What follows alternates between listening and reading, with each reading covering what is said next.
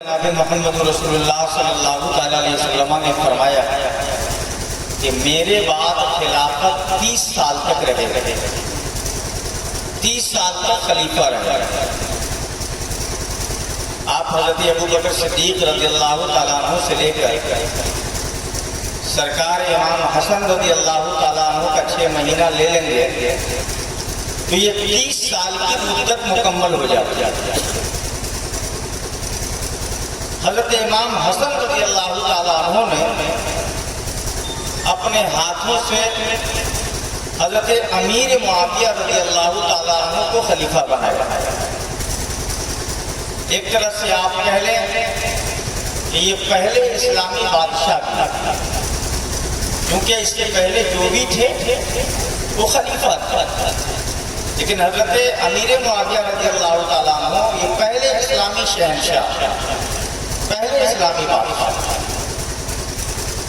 حضرت امیر معاویہ رضی اللہ تعالیٰ عنہ کی اجتہادی کچھ خطائیں رہی ہوں اس کو چھوڑ دے تو اللہ کے رسول صلی اللہ تعالیٰ علیہ وسلم سے بے پناہ محبت کرنے والے صحابی رسول تھے۔ حضرت امام حسن و حسین سے بھی بے پناہ پیار کرتے ہیں، اور میرے اور آپ کے پیغمبر فرماتے ہیں کہ صحابی کا نجوم ایہم اقتدیتم فاہتدیتم، میرے جو صحابہ ہیں یہ آسمان کے ستارے کی طرح ہے، تم ان میں سے ایک کی بھی پیروی کر لو گے تو ہدایت پا جاؤ گے۔ شیعہ اور سنی میں فرق یہ ہے کہ شیعہ حضرت ابو بکر صدیق کو بھی معاذ اللہ کافر مانتے ہیں، حضرت ابو بکر صدیق کو بھی معاذ اللہ کافر مانتے ہیں، گالی دیتے ہیں، حضرت عثمان غنی کو بھی معاذ اللہ کافر مانتے ہیں، گالی دیتے ہیں۔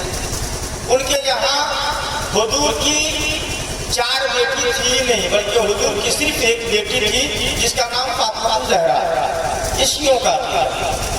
ہم اور آپ سنتے آئے ہیں کہ حضور کی جو پہلی شادی ہوئی یہ حضور نے پہلی شادی حضرت خدیجہ الکبریٰ سے کروائی۔ ہم اور آپ جانتے ہیں کہ حضرت خدیجہ الکبریٰ کی عمر جب 40 سال کی ہوئی تب آپ نے اپنی 25 سالہ زندگی میں حضرت خدیجہ سے نکاح پڑھا، لیکن شیعوں کا عقیدہ یہ ہے کہ حضرت خدیجہ الکبریٰ کی کوئی شادی ہی نہیں، بلکہ 22 سال کی عمر میں حضرت خدیجہ کا نکاح سرور کائنات صلی اللہ علیہ وسلم سے۔ شیعوں کی فکرت یہ ہے کہ یہ حضرت امیر معاویہ کو بھی گالی دیتے ہیں، حضرت ابو بکر صدیق کو بھی گالی دیتے ہیں، حضرت عثمان کو بھی گالی دیتے ہیں۔ ان کا ماننا یہ ہے کہ حضور کے بعد اگر کوئی خلیفہ ہونا چاہیے تو وہ حضرت علی ہونا چاہیے۔ میں اس کو زیادہ تفصیل سے آپ کو نہیں بیان کر پاؤں گا کیونکہ 1 گھنٹہ میں بہت ساری بات کرنی ہے، کربلا کی تاریخ بڑی لمبی چوڑی، میں اگر ان شروعات کو پڑھوں گا تو ظاہر سی بات ہے آپ پھر پچھلے سال کی طرح ادھر کے واقعات رہ جائیں گے، لیکن سرسری طور پر کچھ باتیں آپ سے آتی ہیں۔ تو یہ حضرت امیر معاویہ رضی اللہ تعالیٰ عنہ کو معاذ اللہ کافر سمجھتے ہیں، اور حضرت بھی ان کو نہیں کہتے، یہ صرف معاویہ لیکن یہ حضرت امیر معاویہ کاتب وحی ہے۔ آقا دو جہاں صلی اللہ علیہ وسلم کے پاس جبریل امین جو وحی لے کر آیا کرتے تھے حضرت امیر معاویہ اس کو لکھا کرتے تھے، اور آپ بڑے ہی محب اہل بیت، بڑے ہی حضرت امام حسن و حسین سے محبت کرنے والے، ماشاء اللہ، نعرہ تکبیر، نعرہ رسالت، حضرت حافظ قاری عتیق الرحمن صاحب قبلہ، نعرہ تکبیر، نعرہ رسالت۔ تو حضرت امیر معاویہ رضی اللہ تعالیٰ عنہ کی حکومت 20 سال کم و بیش 20 سال۔ اب ہوتا کیا ہے کہ ہر بادشاہ کے پاس کچھ چمچے لوگ ہوتے ہیں، کچھ کسیاں بردار ہوتے ہیں، جس کو آج کے زمانے میں بھکت بولا جاتا ہے، انگ بھکت، آپ کو نہیں بولتے، انگ بھکت، بے جا تعریف کرتے ہیں۔ حضرت امیر معاویہ کی ارد گرد بھی کچھ بھکت ٹائپ کے لوگ لے اس نے کہا کہ دیکھیے آپ کے جانے کے بعد بڑی دقت ہو جائے گی، 20 سال کی بادشاہت کہیں ختم نہ ہو جائے، اس لیے آپ اپنی زندگی میں ہی یزید کو جو ان کا بیٹا تھا اس کو آپ بادشاہ بنا دیجیے اور اس کے لیے آپ کو جو کرنا پڑے کیجیے۔ حضرت امیر معاویہ نے فرمایا کہ تم لوگ جانتے نہیں ہو کہ یزید کے اندر کیا کیا خرابی ہے، یزید کے اندر کیا کیا برائیاں ہیں۔ یزید شراب پیتا، یزید لڑکیوں کی ڈانس بھی دیکھ لیتا، یزید شراب و کباب کے نشے میں رہتا، یزید نماز بھی ترک کرتا ہے، اور مصطفیٰ جان رحمت کی وہ میراث جس کو حضرت ابوبکر صدیق لے کر آئے، حضرت عمر لے کر آئے، حضرت عثمان لے کر آئے، حضرت علی لے کر آئے، حضرت حسن لے کر آئے، اور پھر مجھ تک پہنچی یہ میراث میں کسی ایک فاسق و فاجر اور کسی عیاش و کباب آدمی کے سپرد کیسے کر سکتا ہوں؟ آپ نے فرمایا کہ میں اس کو ڈکلیئر نہیں کروں کہ میرے بعد کون بنے۔ آج ہمارے یہاں یزیدی سوچ ہے، ہم اگر کوئی سنستھا چلاتے ہیں نا تو چاہے جتنا قابل آدمی کوئی دوسرا کیوں نہ ہو، لیکن ہمارے بعد ہیڈ تو ہمارا بیٹا ہی بنے، چاہے وہ رتبہ کیوں نہ ہو۔ ہم اگر مسجد کے صدر ہیں نا تو ہمارے بعد ہمارا بیٹا ہی صدر بنے، ہمارا پوتا ہی خزانچی بنے، ہمارا پرپوتا ہی بنا کمیٹی کا صدر بنے۔ یہ چیزیں جو ہے یہ یزیدیت سے چل جاتی ہے، بھلے حسین کا نام لینے والے مگر یہ کیسے چلتی آ رہی ہے۔ حضرت امیر معاویہ نے ڈینائی کیا کہ نہیں، میں نامزد نہیں کروں، مقرر نہیں کروں، میں 2-3 لوگوں کا نام لکھ دیتا ہوں، یہ جائے ان لوگوں سے سگنیچر کروا لے، حمایت کروا لے، یہ تینوں اگر راضی ہو جائے تو یزید بادشاہ بن جائے، اور اگر یہ تینوں راضی نہ ہو تو پھر مسلمانوں کی جو رائے ہو، جو مشورہ ہوگا اس کو مسلمان اپنا بادشاہ اور اپنا خلیفہ مقرر کر لیں گے۔ وہ 3 نام کون تھا؟ حضرت عبداللہ ابن عباس، حضرت عبداللہ ابن زبیر، اور خود امام حسین رضی اللہ تعالیٰ۔ حضرت امام حسن کا زہر کی وجہ سے پہلے ہی حضرت امام حسن کی شہادت ہو گئی، تو آپ تو اس وقت حیات سے ظاہری طور پر تھے نہیں۔ یہ 3 لوگ بڑے پاورفل لوگ، حضرت عبداللہ ابن عباس کا آپ نام جانتے ہی نہیں، یہ بڑے عظیم صحابی کے ساتھ حضرت عباس نام، پھر آپ حضرت عبداللہ ابن زبیر کو جانتے ہیں، حضرت ابوبکر صدیق رضی اللہ تعالیٰ عنہ کے نواسا، اور حضرت زبیر بن عوام جس کو اللہ کے نبی صلی اللہ تعالیٰ علیہ وسلم نے جن 10 صحابی کو جنت میں ہی، دنیا میں ہی جنت کی بشارت دی تھی، آپ ان کے صاحبزادے ہیں۔ اور حضرت امام حسین رضی اللہ تعالیٰ عنہ کو کون نہیں جانتا؟ یہ ہم اور آپ سب جانتے ہیں کہ سرکار مولا علی رضی اللہ تعالیٰ عنہ کے آپ صاحبزادے ہیں، اور سرکار دو عالم صلی اللہ تعالیٰ علیہ وسلم کے پیارے ناتی ہیں۔ کہ یہ 3 لوگ اگر سگنیچر کر دیں تو تم مان لے، دسترسی ہو جانا، ورنہ پھر رائے دہی کے ساتھ ہے، رائے شماری کے ساتھ ہے، مسلمان جس کو چاہیں گے اپنا خلیفہ مقرر کر لیں، اپنا بادشاہ مان لیں۔ بادشاہت خلافت تو حضرت امام حسن تک تھی، اس کے بعد پھر بادشاہت آئی،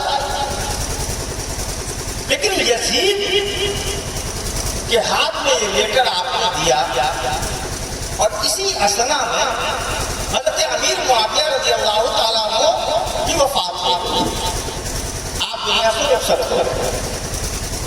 یہ جو لیٹر تھا نا، اس لیٹر کو یزید نے چھپا دبا، اور آج بھی عرب کا ماحول ہے، جہاں پر بادشاہت ہے وہاں کا ماحول یہ ہے کہ وہاں کے اگر بادشاہ کی موت ہو جائے نا تو لوگ اس موت کو اس وقت تک چھپا لیتے ہیں جب تک سب کچھ بالکل اچھے سے سیٹل نہ ہو جائے، لوگ ظاہر نہیں کرتے۔ حضرت امیر معاویہ رضی اللہ تعالیٰ عنہ کی بھی موت کو یزید نے چھپا، اور یزید نے ایک فرمان جاری کیا ہر جگہ، جس سے اس کو خطرہ تھا، وہاں کے گورنر کو لیٹر لکھ کر بھیجوایا کہ جاؤ اور فنا سے کہنا کہ ان کے پاس دو آپشن ہیں، یا تو ہماری بیعت کر یا پھر جنگ کے لیے تیار کر۔ بیعت کیا تھی؟ بیعت آج کے زمانے میں جو ووٹنگ ہوتی ہے، آپ ہاتھ کے ہاتھ دھر کے کہتے ہیں کہ ہاں ہم اللہ کو گواہ بنا کر کہتے ہیں کہ ہم ووٹ آپ کو دیتے ہیں اور آپ کے ہر مقصد میں آپ کے ہم ساتھ کھڑے رہتے ہیں۔ ہم لوگوں کے یہاں تو ایک سلوگن کینڈیڈیٹ کھڑا ہو جاتا ہے، اب کس کو ہاں کہیں کس کو نہ کہیں، دینا تو ایک ہی آدمی کو۔ لیکن وہاں بیعت کا یہی مقصد تھا کہ ہم آپ کی حمایت کرتے ہیں، آپ کی بادشاہت کو تسلیم کرتے ہیں، آپ کو ہم اپنا امام مانتے ہیں، آپ کو اپنا حاکم تصور کرتے ہیں۔ اس وقت مدینہ منورہ کا جو گورنر تھا وہ ولید ابن عتبہ تھا، ولید عتبہ، شریف آدمی، اہل بیت سے محبت کرنے والا بھی۔ اس کے پاس لیٹر پہنچا، لیٹر لکھا تھا کہ آپ حضرت امام حسین، حضرت عبداللہ ابن عباس اور حضرت عبداللہ ابن زبیر، ان تینوں سے بیعت کروائیے، یا تو پھر ان تینوں کو ہماری بارگاہ میں پابندی حاصل کی۔ لیکن چونکہ ولید بڑا ہی محب اہل بیت ہے، اس نے ایسا کیا نہیں بلکہ قاصد کو بھیجا۔ عشاء کی نماز ہو چکی تھی، رات کا سناٹا تھا، اور حضرت امام حسین اس وقت مسجد نبی کی امامت فرمایا کرتے تھے، تو اکثر مسجد میں ہوتے۔ جب قاصد پہنچا مسجد نبی میں تو دیکھا کہ حضرت عبداللہ ابن عباس، عبداللہ ابن زبیر اور امام حسین اور چند اور صحابہ تشریف فرما ہے، باتیں ہو رہی۔ ایک قاصد گیا اور حضرت امام حسین رضی اللہ تعالیٰ عنہ سے کہا کہ آپ کو گورنر نے یاد کیا، آپ چلیے۔ حضرت عبداللہ ابن زبیر نے کہا کہ اس وقت اس کے بلانے کا مقصد کیا ہے؟ رات کا سناٹا ہے اور اس کو کیوں بلا؟ حضرت عبداللہ ابن زبیر بڑے ہی سیرت معاملہ خوب انسان تھا، بڑے ہی اکرم انسان تھا۔ آپ نے فرمایا کہ ضرور دال میں کچھ نہ کچھ ڈالا۔ حضرت امام حسین نے اپنی زبان کے حساب سے، میں اپنی زبان میں کہوں، آپ نے فرمایا کہ صرف دال میں کالا نہیں ہے بلکہ پوری کی پوری دال میں کالی۔ کہا میں سمجھ گیا کہ اس نے اس وقت مجھ کو کیوں بلایا ہے، اس کے بلانے کی وجہ کیا ہے۔ تو کہا آپ کے فہم کے حساب سے بلانے کا مقصد کیا ہے؟ تو کہا کہ حضرت مجھے لگتا ہے کہ حضرت امیر معاویہ رضی اللہ تعالیٰ عنہ انتقال فرما گئے، اب اس دنیا میں نہیں ہے، اور یزید جو ہے یہ جبراً سارے لوگوں سے اپنی بیعت بنوانے پر نکلا ہوا، اور یزید کی فطرت سے سب واقف تھے۔ یزید کس ٹائپ کا آدمی؟ ذہین تو تھا ہی، دین تو فتیم تو تھا ہی، مگر بڑا ظالم ہو گیا۔ چنانچہ حضرت عبداللہ ابن عباس اور عبداللہ ابن زبیر نے امام حسین سے کہا کہ حضور آپ اکیلے مت جائیں، 10-12 آدمی کا دستہ آپ لے لیجیے، یہ بالکل تلوار کے ساتھ لیس ہو کر جائیں، آپ ان سے بات کیجیے گا روبرو، اور آپ کو کہیں بھی لگے کہ یہ آپ کی شان میں گستاخی کر رہا ہے، یہ آپ کے ساتھ زبردستی کر رہا ہے، تو آپ بلند آواز سے کوئی بات بولیے گا، یہ سب کے سب سمجھ جائیں گے کہ معاملہ گڑبڑ ہے، اور تمام کے تمام یہ جائیں گے اور آپ کا سپورٹ کرتے ہوئے نکل جائیں گے۔ حضرت عبداللہ ابن عباس، عبداللہ ابن زبیر کے مشورے پر حضرت امام حسین رضی اللہ تعالیٰ عنہ چند لوگوں کے ساتھ آپ پہنچے ولید کی پاس، جو گورنر تھا ولید بن عتبہ کے پاس۔ ولید بن عتبہ نے کہا کہ امام حسین آپ کا مرتبہ بڑا عالی ہے، بڑا مقام بڑا ہے، نعرہ تکبیر، نعرہ رسالت، مسلک اعلیٰ حضرت شہدائے کربلا کانفرنس حضرت علامہ عبدالستار رضوی صاحب قبلہ، نعرہ تکبیر، نعرہ رسالت۔ ماشاءاللہ حضرت تشریف لائے 11 بجنے کو تو کہا کہ یزید کی طرف سے آیا ہے۔ حضرت امیر معاویہ رضی اللہ تعالیٰ عنہ رحلت فرما چکے ہیں۔ اب یزید نے رکا بھیجا ہے، اس نے 2 پیشکش رکھی ہے آپ کے سامنے۔ اس نے کہا ہے کہ یا تو میری بیعت قبول کر لے یا پھر جنگ کے لیے تیار ہو جائے۔ آپ نے فرمایا کہ ولید آپ نہیں جانتے کہ میں کس خانوادے کا چشم و چراغ ہوں، میری شریشت میں کیا داخل ہے، اور پھر یزید کس چال چلن کا آدمی ہے۔ کہا کہ یاد رکھیے میں چھپ کر بیعت نہیں کروں گا، اس لیے کہ مولا علی کے گھر کا جو بچہ ہوتا ہے وہ بچہ بھی مجاہد ہوتا ہے، اور اپنے جہادانہ روش کی وجہ سے وہ کبھی بھی نہ ایک میں ڈرتا ہے نہ نیک میں ڈرتا ہے، بلکہ جو بات ہزاروں کے بیچ میں بھوٹا بولتا ہے وہی بات اکیلے میں بھی بولتا ہوتا ہے۔ کہا جیسے ابو بکر صدیق رضی اللہ تعالیٰ عنہ کے زمانے میں لوگوں نے حضرت ابو بکر کو چنا تھا اعلانیہ طور پر، حضرت عمر رضی اللہ تعالیٰ عنہ کا انتخاب ہوا تھا اعلانیہ طور پر، حضرت عثمان اور حضرت علی کو لوگوں نے اعلانیہ طور پر چنا تھا۔ اگر یزید چاہتا ہے کہ لوگ اس کی خلافت کو قبول کریں تو یزید یہ چالاکی نہ کرے میرے ساتھ میں کہ چپکے سے میری بیعت لے لے اور سب کو جا کر کہے کہ امام حسین جب مان گئے ہیں، جب انہوں نے ہم کو امیر مان لیا ہے تو تم لوگ کس کھیت کی مولی ہو اور تم لوگ کیا چاہتے ہو۔ یقیناً میرا نام ایسی اچھلے گا، سب کے سب لوگ ڈوب کر بیعت کرتے ہوئے نظر آئے۔ جب اتنا کہا تو اسی دربار میں چھپ کر ایک بڑا ہی شقی انسان بیٹھا ہوا تھا، بڑا ہی شقی انسان بیٹھا ہوا تھا، مروان، عبد الملک بن مروان۔ یہ بڑا خبیث طبیعت کا بھائی حضرت ولید بڑی شریف طبیعت کیا، لیکن مروان جو تھا وہ الچی بن کر آیا، بڑا خبیث شہر کا۔ اس نے دھیرے سے کہا حضرت ولید سے جو گورنر تھے، دیکھیے یہ اچھا وقت ہے، اس کو گرفتار کر لیجیے اور اس سے جنگ کیجیے، ورنہ یہ پھر ہاتھ سے نکل گئے تو دوبارہ ہاتھ نہیں لگے۔ جو کانا پھونسی جو کر رہا تھا حضرت امام حسین رضی اللہ تعالیٰ عنہ نے سن لیا اور درسدار آواز میں کہا کہ اے ملکانہ تیری اوقات ہے تو کانا پھونسی مت کر، مرد جو ہوتے ہیں وہ کانا پھونسی نہیں کرتے بلکہ مرد کی آواز میں بھی دھار ہوتی ہے اور مرد کی تلوار میں بھی دھار ہوتی ہے۔ مرد کا بچہ ہے تو میدان میں آ اور دونوں ہاتھ کر لے، پتہ چلے گا کہ اصلی شجاعت کس کے گھر میں ہے اور کون مولا علی کا سچا وارث ہے، جس کی شریشت میں محمد عربی کا خون رواں ہے۔ یاد رکھ میں ایک میں بھی تجھ سے لڑتا ہوا نظر آؤں گا اور انیک میں بھی تجھ سے لڑتا ہوا اور تجھ سے مقابلہ کرتا ہوا نظر آؤں گا۔ اس کی ہمت پہ علی شیر خدا کو ناز ہے، اس نواسے پہ محمد مصطفیٰ کو ناز ہے، سجدے تو اوروں نے کیے تیرا میرا ناز ہے، تو نے وہ سجدہ کیا جس پر خدا کو ناز ہے۔ اتنا سننا تھا کہ حضرت ولید نے کہا کہ حضور گستاخی معاف کیجیے، مروان ہے اس ٹائپ کا۔ کچھ لوگ ہوتے ہیں گاؤں میں بالکل چھٹے چھٹے ٹائپ کے ہوتے ہیں، ان کی بات جب ہوتی ہے چھوڑا تو جانو نہ پھر کیا ہے، لیکن چھوڑا وہ کی بات تو اپنا آپ کے کالا سیریس وہ کی بات۔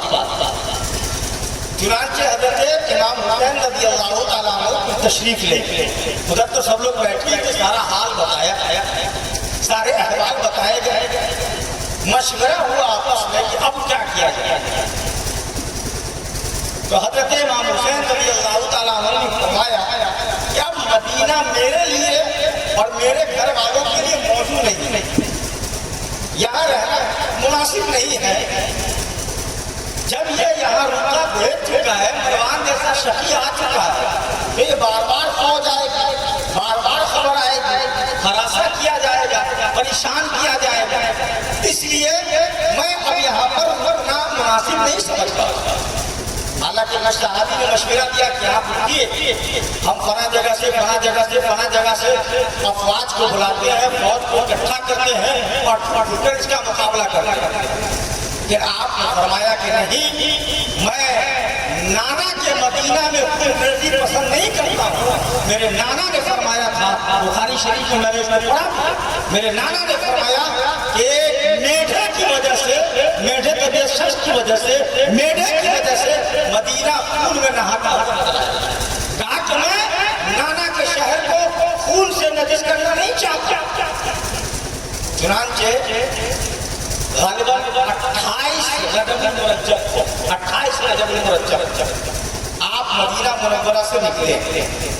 اندازہ کیجئے کہ آپ کو کسی واقعے کی وجہ سے یا کسی کی وجہ سے اپنا گھر چھوڑنا پڑے، اپنا گاؤں چھوڑنا پڑے، اپنا علاقہ چھوڑنا پڑے جس سے آپ بے پناہ پیار کرتے ہیں، بے پناہ لگاؤ رکھتے ہیں، تو پھر آپ کے دل پر اور ہمارے دل پر کیا گزرے؟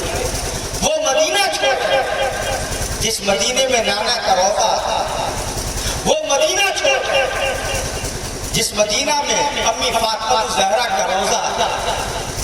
مورخ لکھتے ہیں کہ جب سرور کائنات کے روضے پر پہنچے تو بالکل قدم کو سنبھال کر گئے اور رو رو کر نانا سے فریاد کیے، نانا تیرے خزینے کی خیر ہو، میں جا رہا ہوں تیرے مدینے کی خیر ہو۔ رو رو کر داستان سنا رہے تھے، لیکن جیسے ہی چونکہ بیٹا بھی تو ہے، ماں بھی تو ہے، ماں کی قبر کے جیسے ہی پہنچے ہیں فوراً گر گئے اور گرنے کے بعد دھاڑے مار کر رونے لگے اور قصے غم سنانے لگے۔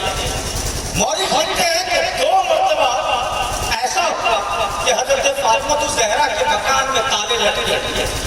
ایک وہ زمانہ تھا جب حضرت علی مرتضیٰ رضی اللہ تعالیٰ عنہ کوفہ تشریف لے گئے اور دمشق دارالخلافت بنا تھا، اور ایک وہ زمانہ ہے جب آپ مدینہ چھوڑ کر اپنے اہل و عیال کے ساتھ تشریف لے جائے۔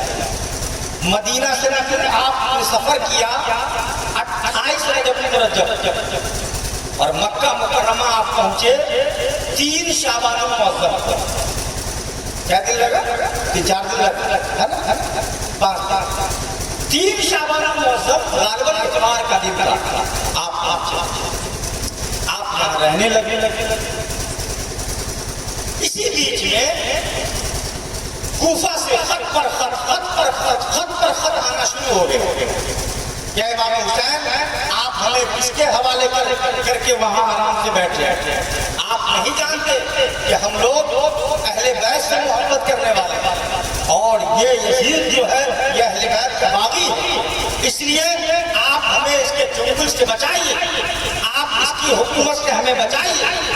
ہمارے دل، ہمارا ذہن، ہماری فکر، طبیعت، ہماری شریف، یہ سب کے سب آپ کی محبت کی دلدادہ ہے اور آپ کے قدموں کی آہٹ کی منتظر ہے۔ آپ تشریف لائیں، ہم تمام کے تمام آپ کے ہاتھوں پر بیعت کریں گے۔ اگر آپ تشریف لے آئے تو ٹھیک ہے، ورنہ میدان محشر میں میں آپ کے نانا جان کو آپ کی شکایت کروں گا کہ جس وقت ہم مشکلات میں گھرے ہوئے تھے، ہم نے آواز دی تھی، ہم نے دعوت دی تھی، ہمیں روکا بھیجا تھا، لیکن آپ کے نواسا حضرت امام حسین ہماری دعوت پر تشریف نہ لائے اور ہمیں ہلاکت میں چھوڑ دیا اور خود مکہ مکرمہ میں آپ تشریف فرما رہے ہیں۔ مورخین لکھتے ہیں کہ کم سے کم 3 بوڑا خط تھا۔ کتنا؟ 3 بوڑا، ایک نہیں تھا، 3 بوڑا خط تھا۔ اسی بیچ میں ذی الحجہ کا مہینہ آیا، شعبان، رمضان، شوال اور ذی الحجہ ہے نا، ذی قعدہ، ذی الحجہ۔ ذی الحجہ حج کا مہینہ جو اسلامی سال کا آخری مہینہ اور محرم اسلامی سال کا پہلا مہینہ۔ مورخ لکھتے ہیں کہ 2 دن حج کو باقی تھا کہ آپ نے عمرہ کر لیا اور عمرہ کرنے کے بعد آپ سفر کو نکلنے لگے۔ حالانکہ جب آپ وہاں مقیم ہیں اور حج کا موقع ہے تو حج جیسی سعادت کو کرنا چاہیے، لیکن حج کو چھوڑ کر آپ عراق کا سفر کرنے لگے، کوفہ کا سفر کرنے لگے۔ چند محدث مفسرین نے لکھا ہے، تاریخ نگیس نے لکھا ہے کہ چونکہ سادہ لباس میں یزید کے فوجی حاجیوں کی بھیس میں مکہ میں داخل ہو گئے اور یہ چاہتے تھے کہ یہاں پر ہم انگریزی کریں، جنگ و جدال کریں، یہاں پر آ کر امام حسین کو معاذاللہ شہید کریں، اور حضرت امام حسین کو اس کی بھنک لگ گئی اور آپ نہیں چاہتے تھے کہ خانہ کعبہ کی حرمت کو پامال ہو۔ یہ جو حاجیوں کا جو سماج نورانی قافلہ آیا ہوا ہے یہ بے چین اور مضطرب ہو، اس لیے آپ نے ان کے سکون کے لیے حج سے 2 روز پہلے آپ نے سفر شروع کر دیا۔ کہاں کے لیے؟ اب راستے میں آپ نکلے ہیں، لیکن راستے میں نکلنے سے پہلے ایک جگہ ہے شراب، شین زبر شاہ رالی راہ عباس آتی شراب، وہاں پر آپ رکے۔ حضرت مسلم ابن عقیل کو آپ بھیجا کہ ٹھیک ہے، جب اتنے کوفہ والے کے خط آ رہے ہیں، خط پر خط آ رہے ہیں، موبائل کا زمانہ تو تھا نہیں، ورنہ فون پر فون آتا، ویڈیو کالنگ آتا، وائس کالنگ آتا، واٹس ایپ آتا یا کالنگ آتا، لیکن خط پر خط، خط پر خط، خط پر خط جب آیا تو آپ نے کہا ٹھیک ہے، جب لوگ اتنی عقیدت کا اظہار کر رہے ہیں اور اتنا ہمیں مان رہے ہیں، اپنی محبت کا اقرار کر رہے ہیں، تو ذرا سا جا کر پتہ لگایا جائے کہ وہاں کے حالات کیسے ہیں۔ تو آپ نے حضرت مسلم ابن عقیل کو بھیجا۔ تاریخ بڑی لمبی ہے، میں اس میں پڑھوں گا نہیں، اشارہ کرنے کو گزر جاؤں گا۔ حضرت مسلم ابن عقیل جب وہاں پہنچے تو وہاں کے لوگ نے بڑے اتفاق انداز میں آپ کا استقبال کیا۔ مورخ نے لکھا ہے کہ پہلے ہی دن 17,000 لوگوں نے آپ کے ہاتھ پر اپنا ہاتھ دے کر اپنی غلامی کو شامل کر، یعنی بیعت کر لیا۔ اور حضرت مسلم ابن عقیل چونکہ اپنے نام کی بیعت نہیں کروا رہے، حضرت امام حسین رضی اللہ تعالیٰ عنہ کے نام کی بیعت کروا رہے۔ پہلے ہی دن 17,000 اور دوسرے دن مورخ نے لکھا ہے کہ دوسرا دن جو ابھی آیا بھی نہیں ہے کہ 40,000 لوگوں نے حضرت امام مسلم کے ہاتھ پر بیعت کر لیا اور اپنی غلامی، ان کی غلامی میں شامل ہو گئے۔ چونکہ 40,000 لوگ اکٹھے ہو جائیں اور کسی کو اپنا پیر مان لے، رہبر مان لے، راہبر مان لے، یہ کوئی معمولی بات تو تھی نہیں۔ یزید کے جو حمایتی تھے، یزید کے جو نان خاں تھے، روٹی کھانے والے، جو ہر زمانے میں دلال ٹائپ کے لوگ ہوتے ہیں، انہوں نے خط لکھا یزید کو کہ آپ جو ہے حضرت نعمان بن بشیر کو رکھے ہوئے ہیں جو کوفہ کے گورنر تھے، اور نعمان بن بشیر یہ بھی محب اہل بیت، یہ بڑے سافٹ کارنر کے مالک تھے، اہل بیت کے لیے بڑا سافٹ کارنر رکھتے تھے۔ یہ جانتے تھے کہ حضرت امام حسین کا مقام کیا ہے، حضرت علی اکبر کا مقام کیا ہے، حضرت علی اصغر کا مقام کیا ہے۔ اس لیے حضرت نعمان بن بشیر نے حضرت مسلم ابن عقیل کا استقبال کیا، حضرت مسلم ابن عقیل کا استقبال کیا۔ یہاں لوگوں نے بھیجا کہ اگر نعمان بن بشیر کوفہ کے گورنر بنے رہے تو وہ دن دور نہیں ہے کہ پورا کا پورا جو کوفہ ہے، عراق ہے، یہ یزید کے خلاف ہو جائے اور پھر حضرت امام حسین کو اپنا خلیفہ یا اپنا رہنما مانتا ہوا نظر آئے۔ اس لیے جلدی ایکشن لیجیے، فوراً پیش قدمی کیجیے اور نعمان بن بشیر کو معزول کیجیے، ورنہ پھر آپ کا نام لینے والا کوئی نہیں ہو۔ یزید نے فوراً ابن زیاد کو کہا کہ جاؤ عبید اللہ ابن زیاد، اور لیٹر دیا کہ فوراً نعمان بن بشیر کو معزول کرو، ان کو پد سے ہٹا دو، یہ جس عہدہ پر ہے ان کو ہٹا۔ اور مورخ نے لکھا ہے کہ نعمان بن بشیر جو ہے جب آپ تھے اور جب وہ آ رہا تھا عبید اللہ ابن زیاد تو بالکل جبہ پہن لیے، امامہ جس طرح امام حسین باندھتے تھے اسی طرح اس نے امامہ باندھ لیا، منہ کو ڈھانک لیا، اور گھوڑے پر بھی ایسے بیٹھا جیسے امام حسین بیٹھا کرتے، یعنی لوگوں کو یہ میسج دیا کہ یہ کوئی اور نہیں بلکہ امام حسین آئے، اور خبر खबर तो हो ही गई थी कि इमाम हुसैन रास्ते में है। लोग समझ रहे थे कि इमाम हुसैन तशरीफ लाए, लेकिन ये बदबख्त उबैदुल्लाह इब्न ज़ियाद मक्कार इंसान, जालिम व सफाक इंसान, ये जा रहा था और लोगों ने इमाम हुसैन के आमद का नारा भी लगा। जैसे उलमाए किराम आते हैं तो हम लोग नारा लगाते हैं इस्तेक़बाल, हज़रत इमाम हुसैन के आमद का नारा भी लगा, लेकिन ये जालिम हाथ हिलाकर सबका इस्तेक़बाल करता रहा, न उसने मुंह खोला, न कोई एक्टिविटी से जाहिर होने दिया कि मैं इमाम हुसैन नहीं बल्कि उबैदुल्लाह इब्न ज़ियाद यजीद का पालतू। इसमें ये धनक नहीं लगी। जैसे ही वो पहुंचा दारुल खिलाफा में, कुफा के गवर्नर हाउस में, उसने पहले लेटर निकाला जेल से, हज़रत नुमान बिन बशीर को कहा कि हाथ से आप माजूर किए जाते और कुफा की गवर्नरी अब मेरे हाथ हाथ। अहले मोहल्ला को, अहले शहर को बुलाया उसने, और जैसे आज की जो हिंदुस्तान की सियासत है, दो ही ऑप्शन है, या तो एनडीए में शामिल हो जाइए या तो सीबीआई का सामना कीजिए और आपके ऊपर जुर्म साबित होगा, ट्रायल होगा और आप जेल में जाइए। उसने दो ही ऑप्शन दिया कि या तो मुस्लिम इब्न अकील की बैत से इनकार करो, वरना याद रखो तुम्हारा फना जुर्म हमारे सामने में है, तुम्हारी फना जुर्म खता हमारे सामने में है, तुम्हारा फना कसूर हमारे सामने में है, तुम फना जमाने में ये काम किए थे, फना जमाने में वो काम किए थे। मतलब सीबीआई भेजेंगे, ईडी भेजेंगे और भेज कर उन्हें गिरफ्तार करवा लेंगे। अक्सर लोग डर गए, सहम गए। जो बड़े बाइज़्ज़त लोग थे, जो 3 बोरा तक जिन्होंने भेजा और अपनी हिमायत का ऐलान कर रहे थे, लेकिन उबैदुल्लाह इब्न ज़ियाद ने इतनी सख्ती के साथ तहक़्क़ाना लहजे में ये पैगाम सुनाया कि आधे लोग तो वहीं पर खा लिए।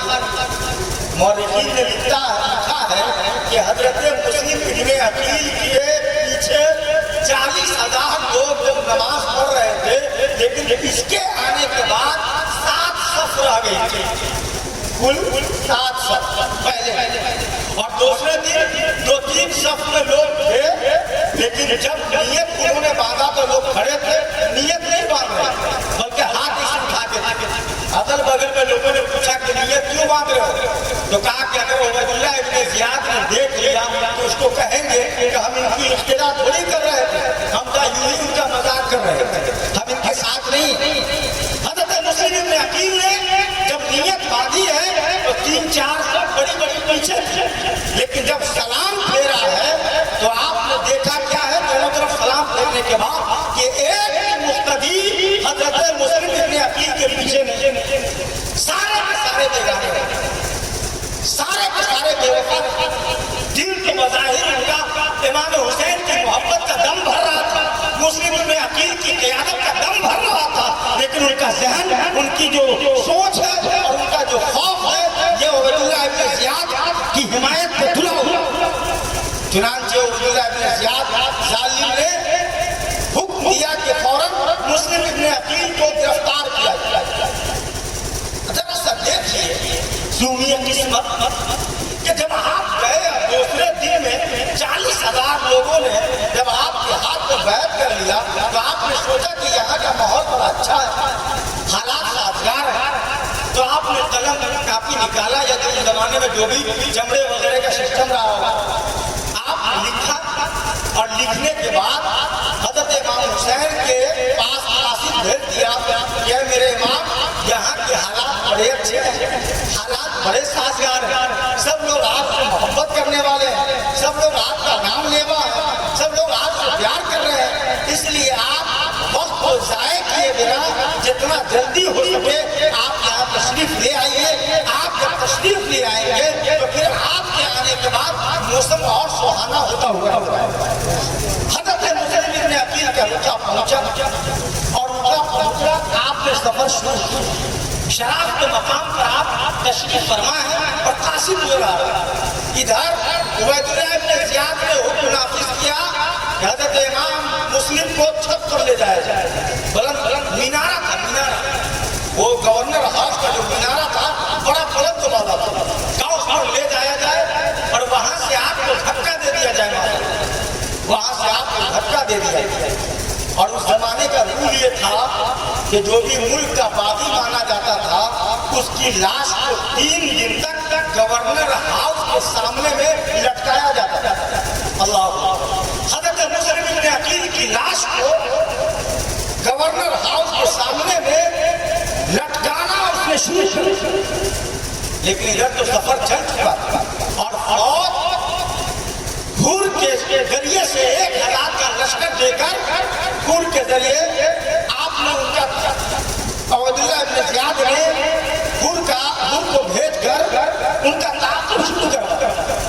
جیسے ہی آپ نے سفر شروع کیا ایک برزخ نام کا شاعر بڑا مشہور شاعر حضرت جانتے ہیں ہم لوگوں نے پڑھا. برزخ نام کا شاعر محب اہل بیت تھا بڑی شاعری کرتا تھا اہل بیت کی جان. اس کی ملاقات امام حسین سے ہو کہ حضور کہاں کا ارادہ ہے کہ کوفہ جا رہا وہاں سے بلاوا آیا ہے حالات بڑے سازگار ہیں کہ حضور حالات سازگار تھے مگر عبیدیہ ابن زیاد کے آنے کی وجہ سے حالات بڑے خراب ہو گئے اور حضرت مسلم ابن عقیل کے ہاتھ پر پہلے دن 17,000 لوگوں نے دوسرے دن 40,000 لوگوں نے جو بیعت کیا تھا وہ سب کے سب آپ کی محبت کا جو ناٹک کر رہے تھے دم بھر رہے تھے سب کے سب چھٹ گئے. آج بھی اگر امام حسین کے ہم لوگ بڑا نام لیتے ہیں محبت کا دم بھرتے ہیں لیکن اگر کسی کو امام حسین کے نام سے جان دینے کی ضرورت پڑے کیا آدمی دے گا بھائی؟ معاف کیجیے گا ہم کو بڑی تلخ بات کر رہے ہیں. ہم لوگ تو بہت نا نعرہ لگاتے ہیں نا بہت یا حسین کرتے ہیں نا. کیا وقت دیجیے جہاں رہنے کا کہ لفنگا ہے بدماش ہے سچی گواہی تو لوگ پولیس کے سامنے میں دینے نہیں پسند کرتا ہے تو گورنر کے سامنے میں کیا کرتا ہے. آج بھی ہم جانتے ہیں کہ نوشاد بھائی ٹھیک ہے اگر آدمی ان کے ساتھ ظلم کیا ہے مگر ڈر سے نہیں بولتے کہ بول دیں گے وہ فنا جو موالی ہے وہ ہمارا دشمن ہو جائے گا اور یہ تو شریف آدمی ہے. تو آج بھی جو حق کو جان کر حق کو چھپاتا ہوا ہو رہا ہے اسی کو یزیدی سوچ اور اسی کو یزیدی فکر کہتے ہیں.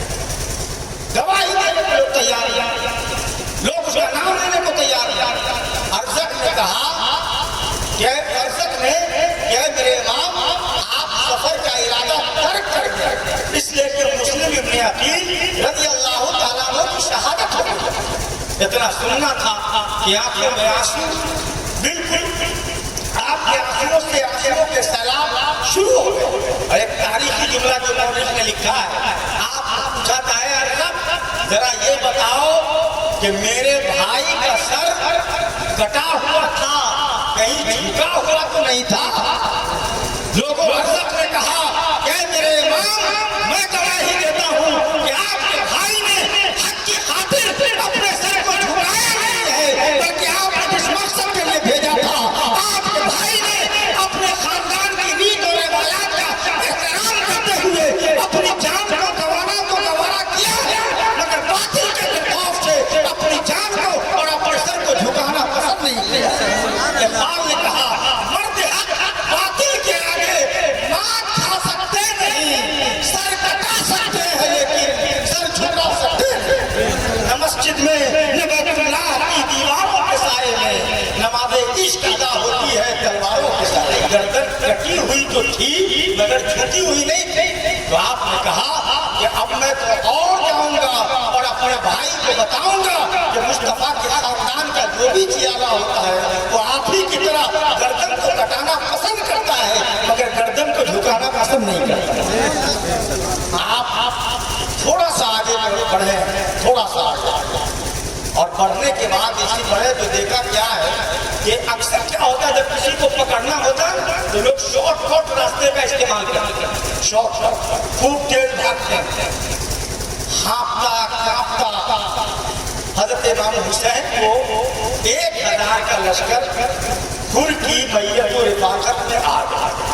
مورخ نے لکھا کہ اتنا جانور کانپ رہا تھا کہ اگر اس کو 5-7 منٹ پانی نہ ملے تو سب کا سب دم توڑ.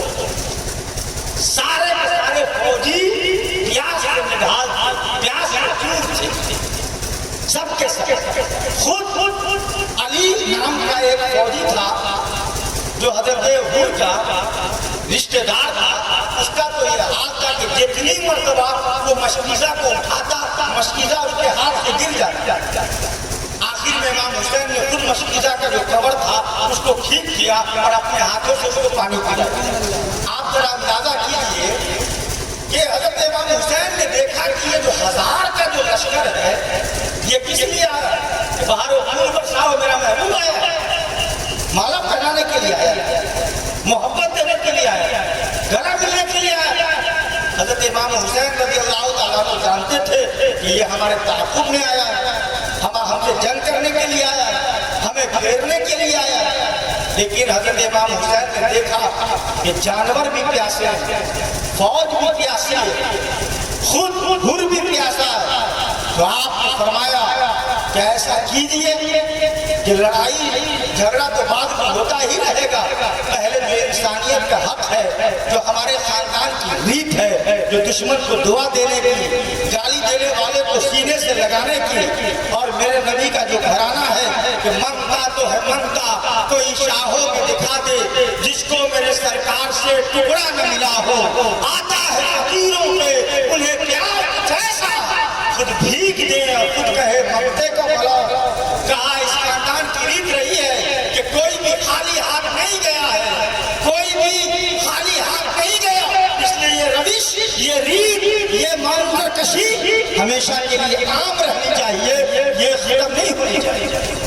حالانکہ جنگی نقطۂ نظر سے دیکھیے تو جنگ کی پہلی تدبیر میں ہوتا، حضرت علامہ ہوتے یا آپ میں کا کوئی ہوتا اور دشمن سامنے ہوتا تو آپ سوچتے کہ سب سے اچھا ہے کہ اس کو پیاس سے مارا جائے تاکہ انرجی ہی خرچ نہ ہو، تلوار چلانے کی ضرورت ہی نہ پڑے. اور یزیدیوں نے کیا بھی کہا کہ آپ سنیں گے کہ جب امام حسین نے انکار کر دیا تو پھر 7ویں محرم سے آپ کا پانی بند کر دیا کہ پانی بند کر دو، بچے ہیں، بوڑھے ہیں، عورتیں ہیں، جب پانی ہی نہیں ملے گا تو خود بخود یہ اصلاح کریں گے، فائدہ کریں گے. لیکن آپ نے یزیدی جو حر کے ساتھ جو 1000 کا مجمع تھا، لشکر تھا، اس کو بھی پانی پلایا، اس کے جانور کو بھی پلایا. یہاں تک کہ مورخ نے لکھا ہے کہ جانور بھی 3 مرتبہ پی کر منہ کو پھیر، انہیں کے ایک مرتبہ پلا دیا، 3 مرتبہ پھیر لے. اور جیسے ہی حضرت امام حسین رضی اللہ تعالیٰ عنہ آگے بڑھنے لگے، یہ حر آگے بڑھے اور آپ کے گھوڑے کی جو لگام تھی نا اس کو پکڑ لیا اور کہا کہ آپ آگے نہیں بڑھ. کون کہہ رہا ہے؟ جس کو آپ نے پانی پلایا، جس پر آپ نے رحم کیا، جس کے جانور کو آپ نے پانی پلایا، جس کے جانور کو خود سیراب کیا، جس کے ایک ساتھی کو خود اپنے ہاتھ سے مشکیزہ سے پانی پلایا. اتنا کہنا تھا کہ امام حسین کا ایک تاریخی جملہ ہے. آپ نے فرمایا کہ حر تمہاری ماں تجھ پر روئے. یہ عرب کا جملہ ہوتا تھا، ہلاکت کی بدعا ہوتا. حر کو بڑا غصہ آیا لیکن وہ جانتا تھا کہ یہ کون ہے. اس نے کہا کہ کوئی اور ہوتے تو میں پلٹ کر ان کو یہی جواب دیتا، لیکن چونکہ میں آپ کو جانتا ہوں کہ آپ کی ماں خاتون جنت ہے، آپ کا نانا سید کائنات ہے، سید الانبیاء ہے، اس لیے میں آپ کو یہ جواب نہیں دے سکتا ہوں.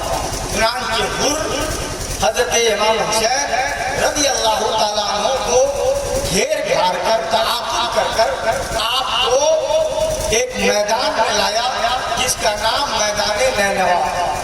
اور یہ سفر حضرت امام حسین کا 2 محرم الحرام کو سرزمین کربلا میں پہنچا. پھر اس کے بعد یہ جو داستان ہے یہ میں داستان انشاءاللہ کل 1 گھنٹہ کا جو پروگرام ہوگا میرا، ایک جگہ اور ہم کو بولنا ہوتا ہے تو میں وہاں سے آگے کی داستان آپ کو انشاءاللہ سنانے کی کوشش کروں گا. زندگی نے وفا کیا، میں ترتیب اور آپ کو سنا دوں گا انشاءاللہ. کوشش کروں گا کہ جو موٹی موٹی بات ہے وہ آپ سمجھ جائیں اور کوئی پورے گوشے کو بیان کرنے کے لیے، ایک بات کو بیان کرنے کے لیے وہ تو 10 روز کی ضرورت ہوتی ہے. انشاءاللہ یہ پروگرام دن بدن ترقی کرے گا. اس سال 3 روز کا ہے، اللہ نے چاہا تو اور آگے بڑھے گا. اور ابھی کچھ علماء ہیں اور آپ مزید علماء ہیں، لیکن زیادہ بھی داستان کربلا کے لیے زیادہ خطبہ ہو بھی جائے تو پھر داستان کربلا مکمل نہیں ہو پاتا. 2-3 لوگ ہوتے ہیں وہ جب سلسلے وار بیان کرتے ہیں تو مجمع کو بڑا اچھا لگتا ہے. شورا آپ سنتے رہیں, آپ اپنا شورا چاہے سنتے رہیں, مگر خطبہ عموماً داستان کربلا جو بیان کرتے ہیں وہ ایک عالم لفظ میں بیان کرتے ہیں. تب اس کے بعد جا کر کربلا کی جو داستان ہے مکمل ہوتی ہے. اللہ پاک ہمیں اور آپ کو کہنے سے زیادہ عمل فہم کی توفیق عطا فرمائے. جتنی اچھی باتیں ہوئی فقط اللہ اس کے رسول کی جانب سے ہوئی ہے. جہاں جہاں کمی بیشی رہ گئی ہو یہ میری وجہ سے ہوئی ہے. اللہ پاک ہم تمام کو اچھی باتوں کا صدقہ عطا فرمائے. اور کمی بیشی کے لیے میں اللہ کی مخلوق کے سامنے میں توبہ و استغفار کرتا ہوں. استغفر اللہ ربی من کل ذنب و اتوب الیہ. 4 مصروں پر اپنی گفتگو کو ختم کرتا ہوں کہ اس رات سے واقف ہیں زمانے والے. ذرا سا آپ لوگ بیدار ہو کر بول دیجئے سبحان اللہ. میں تو بلواتا نہیں ہوں, آپ جانتے